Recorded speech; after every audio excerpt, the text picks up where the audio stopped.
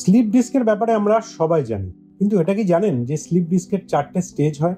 আজকে আমাদের সেই নিয়ে আলোচনা, এবং এই প্রত্যেকটা স্টেজের ট্রিটমেন্ট কি এবং তার সিমটম কি। প্রথমে আসি ফার্স্ট স্টেজে, ডিস্ক ডেসিকেশন।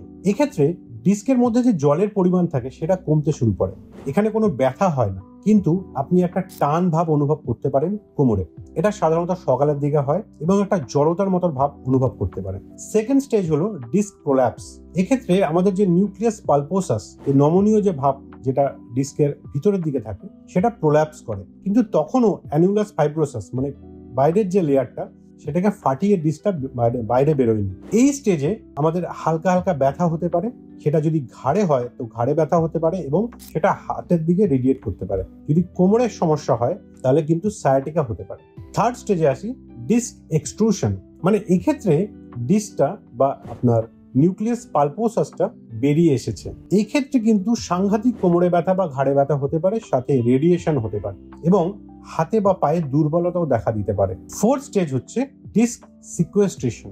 এক্ষেত্রে যে ডিস্ক মেটেরিয়ালটা বাইরে বেরিয়ে এসেছে সেটা স্পাইনাল ক্যানালের মধ্যে উপর নিচে ঘোরাফেরা করতে পারে। এক্ষেত্রে কিন্তু যে কোমরে ব্যথা এবং হাতে পায়ে দুর্বলতার সাথে সাথে প্রস্রাব এবং পায়খানার সমস্যা হতে পারে। তো আশা করি বুঝতে পেরেছেন বিভিন্ন স্টেজে কি কি সিমটম হয়, এবং এই বিভিন্ন স্টেজের সিমটমের ট্রিটমেন্ট কিন্তু আলাদা। এক্ষেত্রে এমআরআই করে দেখতে হবে কি কি প্রবলেম হচ্ছে এবং সেই অনুযায়ী চিকিৎসা পদ্ধতি অবলম্বন করতে হবে। আপনাদের যদি কোনো প্রশ্ন এই ডিস্ক রিলেটেড থাকে তাহলে অবশ্যই আমাদের কমেন্টে জানাবেন।